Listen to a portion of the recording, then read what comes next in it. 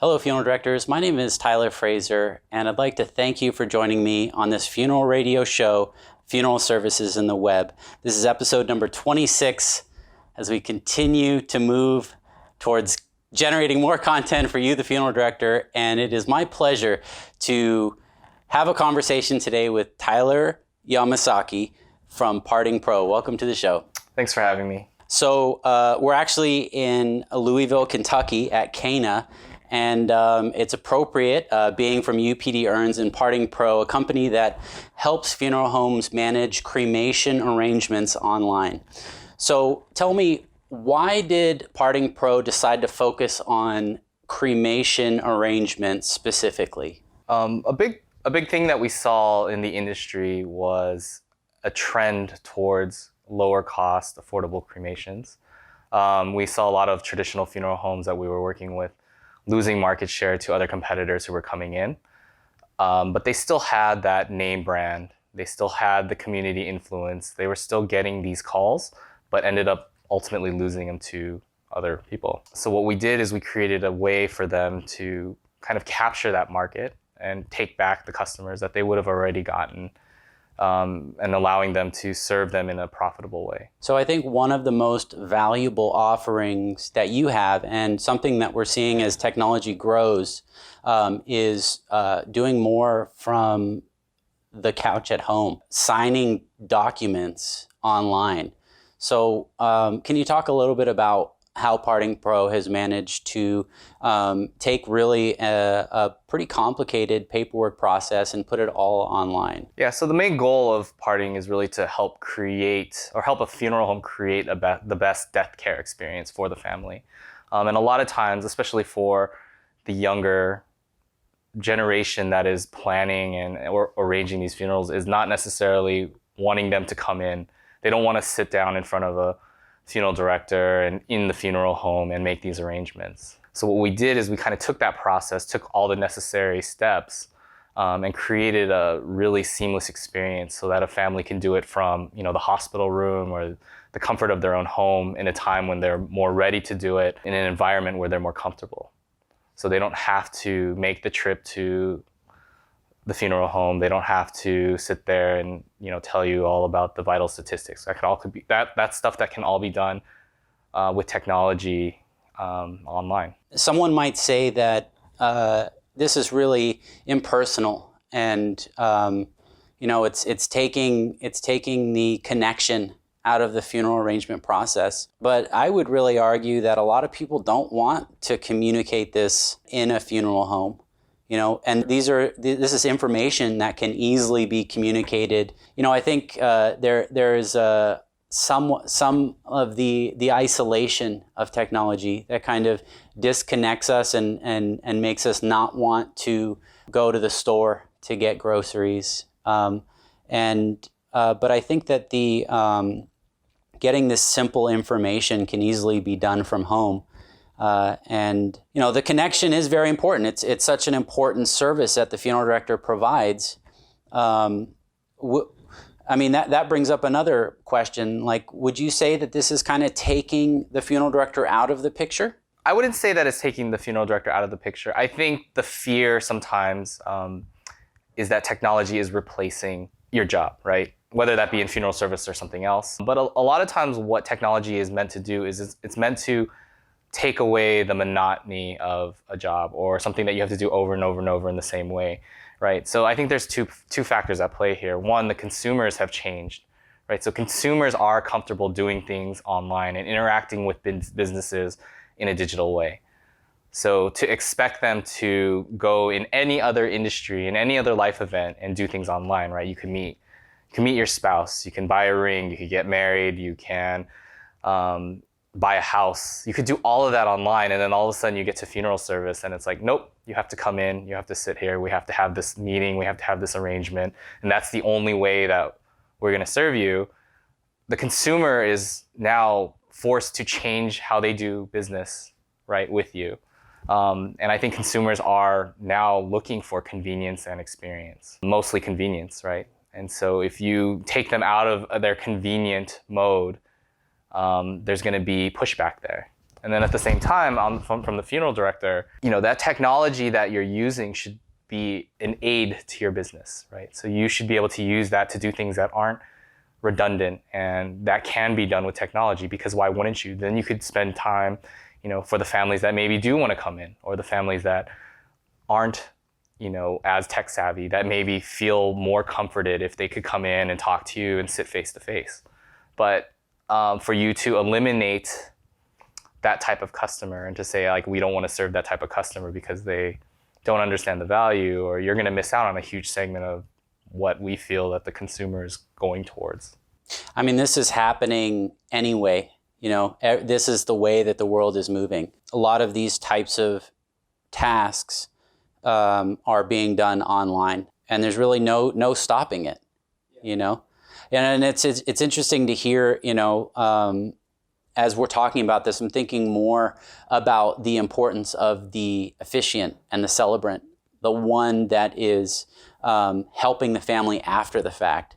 And I feel like that's a big opportunity as well for the funeral director to say, or even part of the Parting Pro software of just like helping the family through the grieving process. So the family's able to sign documents online. Those are all valid documents when you sign them? Yeah, so digital signatures have the same weight and authority as a wet signature. Yeah. So unless otherwise specified, like for example in New York, there's an actual rule that says we will not accept digital signatures on our cremation authorizations. Wow. Which is fine. I mean, it's a little inconvenient, but for the most part, unless there's something specifically written disallowing it, the federal government allows digital signatures and e-sign as a way to, it means it should be accepted. Yeah. There's nothing against saying that that's not a valid signature.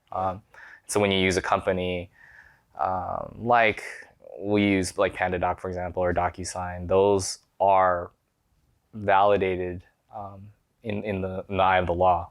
So it's interesting that you brought up that Parting Pro is really, the goal is to help the funeral director do his job better. Yeah, it's really meant to help them create an experience for the family and meet them where they want to be met, right? Yeah. A family may want to come in, a family may not want to come in, right? They may feel that coming in and talking face to face is something they want to do. They also may feel that, okay, I want to do things online, right?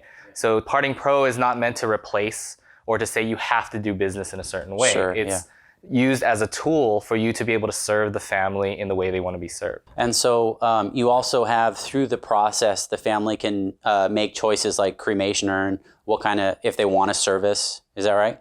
Yeah, so they can choose services, they can choose merchandise. A lot of what we've seen is, if we want to deal with a family that is maybe wants an affordable direct cremation, for example, we usually would lose the opportunity to sell them merchandise because it would be done over the phone, it would be done over a fax machine, right? But Parting Pro, what we've been able to do is allow them to go through this process of selecting merchandise, selecting additional services, and actually increasing what would have been just a direct cremation into something that either has services or has merchandise added on. Just because the family's deciding to make arrangements online doesn't mean that they don't want a full funeral, that they don't want the nicest cremation urn available. It's just that when it comes to delivering vital statistics, they'd prefer to do it in the comfort of their home. Yeah, people are very comfortable making purchases online. Amazon and everything on Amazon is meant to give you what you want, right?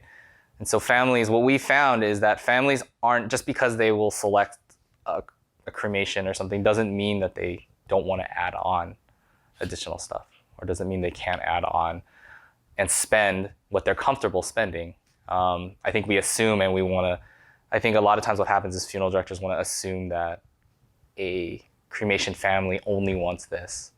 And there's not a lot of opportunity to actually understand what they want, because they come in saying, I want this cremation, and they've automatically put them in this bucket that this cremation family doesn't want to spend any money. So Tyler, what, in the next 5 years, say the next 10 years, where do you see this type of service going?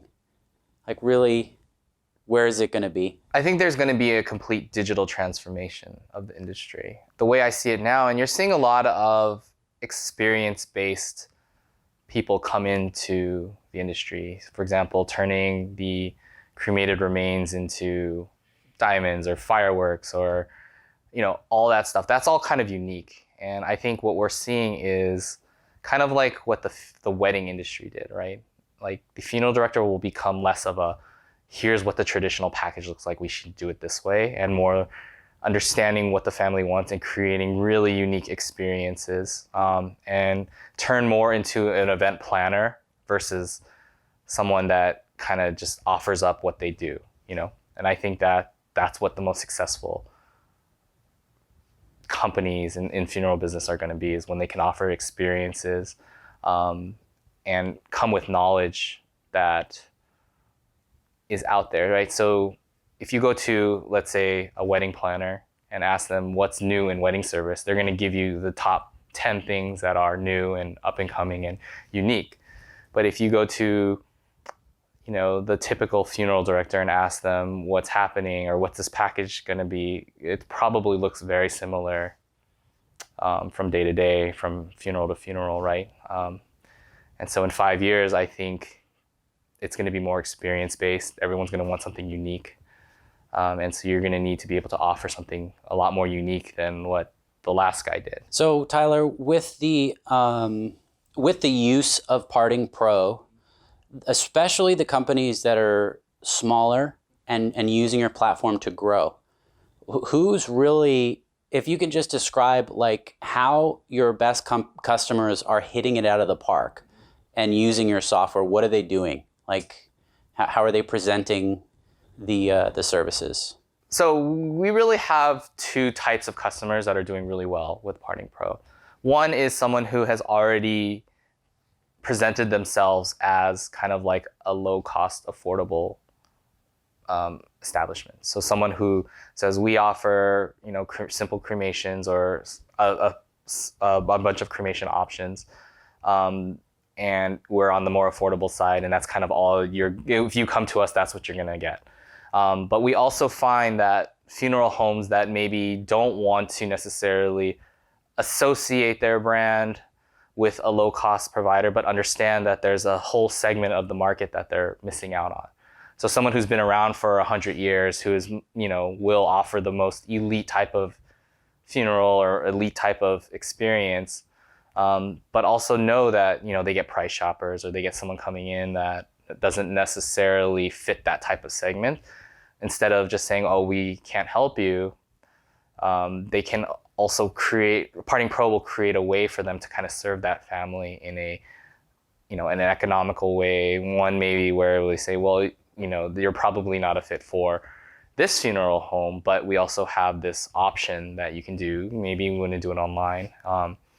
And so what it does, it actually opens up their market. So instead of, getting rid of those customers or not being able to serve those customers, we can now open up a new segment that they may not have wanted to serve or were able to serve before. So what's next for Parting Pro? What's on the 6 month to a year horizon? We're just trying to grow. We're just trying to get people, get funeral directors interested, helping them create better experiences for families, really trying to bridge the gap between the consumer expectation and what's being offered up in the industry right now. Awesome. Yeah. Well, it's been a pleasure talking with you. Thanks so much for being on the show. Thank you. Funeral directors, thanks so much for watching. I'm Tyler Fraser with Funeral Radio. Until next time.